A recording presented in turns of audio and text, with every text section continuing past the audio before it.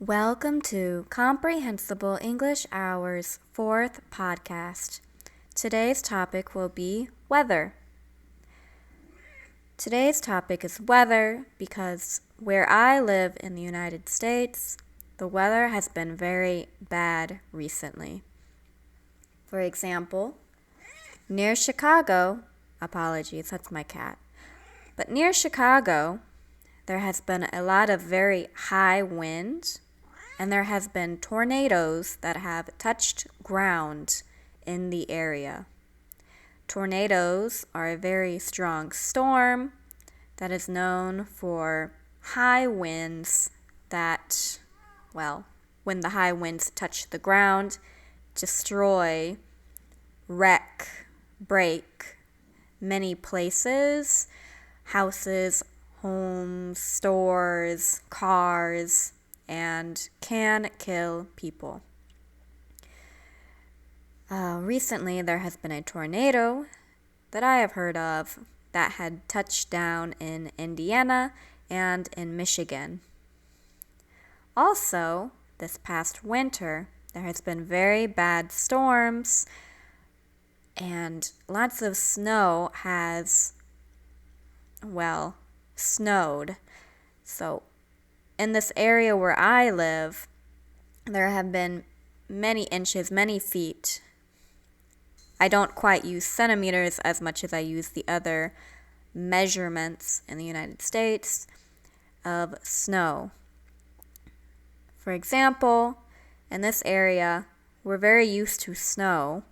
So when it does snow, oftentimes we're able to shovel or plow the snow off the roads, off of our sidewalks, off of our driveways in time so that there isn't any major accidents, or when we drive to work the next day, it is nice and safe for us to commute, for us to drive to our school, to our work, to the store, and there won't be any danger. However, this year's storms have been very hard to predict, and even if we are able to predict or guess, or using science, we can estimate, approximate how much snow is coming and when, oftentimes it's not very accurate. And a lot of this is due to the wind effect. Not the wind effect, the lake effect. In this area, we have Lake Michigan. Lake Michigan is a very large lake, and because Lake Michigan is in this area, it can make and change the weather to be much worse than before. For example, if you live on the east side of Lake Michigan, oftentimes you may get more snow. Even if predictions or the clouds that are coming, we're able to guess maybe we will get this amount of snow, this number of inches. By the time it makes it past the lake, when it goes over the lake, there could be a lot more snow and a lot more wind that can change the kind of weather we get. And we have had so much snow this winter that has been quite chaotic, quite crazy, and it has caused my job, because I'm a teacher, to change often, to adapt.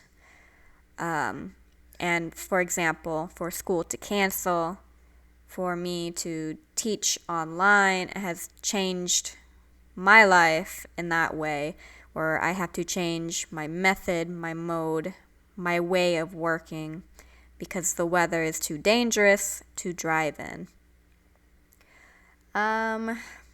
However, right now it's wind, and I will be making a whiteboard lesson, probably for an easier level, but hours or minutes of exposure of listening material is always good. So if you would like to listen more about this story, you can in my whiteboard video that will be coming out.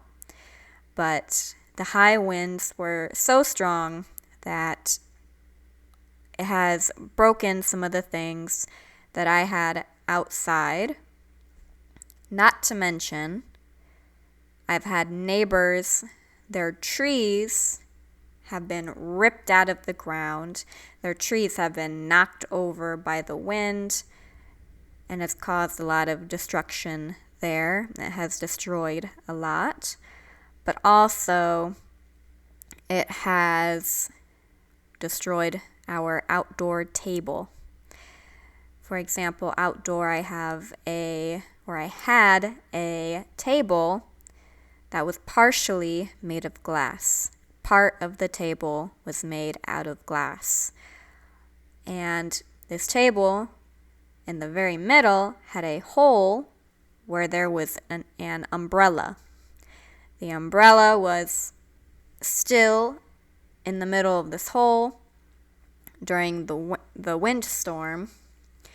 And so because of this umbrella, it was too strong. The wind was too strong for me to lift it out at the time. However, it did not stop the umbrella from moving and hitting the table. And eventually, the table shattered. The table broke into many parts. And it's very difficult to clean outside because it fell in the dirt. And at that point, good luck finding all of the pieces.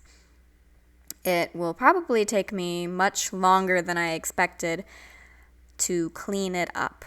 I'm trying, but the windstorm has been outside for 3 days now. I go out there and I pick up as much glass as I can see, but at the moment, I don't think I have cleaned up everything because there were so many shards of glass, so many pieces of glass out there on the dirt or in the dirt now. And the windstorm continues to push things around and destroy things. Hopefully, it is almost done. Other than that, hopefully, when this windstorm is over, I would like to see more sunshine, more warmth, because even though I live in this part of the United States, I'm not a fan of the cold, of the wind, and I'd much rather enjoy warmer weather. Not to say, though, that I enjoy humidity either. Humidity in Florida and when I lived in Japan, humidity is up there with the cold in the Midwest. I hate both. If I could find a place that is always pleasant, it always has great weather, that would be miraculous. That would be wonderful, and I would very much enjoy that. But in the United States, usually when a place has very good weather, unfortunately, the price tag, the amount of money I need to be able to move there, doesn't exactly match with my bank account. Doesn't exactly match with how much money I have in my wallet. For example, California is known for having wonderful weather. Hawaii is known for having wonderful weather. However, both states are two of the most expensive states in the United States, and honestly, if you compare it worldwide, it's probably two of the most expensive places to live in the entire world. But sunshine and wonderful weather. I can always dream that one day I could live in a place where I don't have to deal with terrible cold weather or terribly hot weather. Thank you for listening to today's podcast about weather, If you enjoyed today's podcast, please subscribe and listen for our next podcast that I will be releasing again next week. Thank you very much for listening, and bye-bye.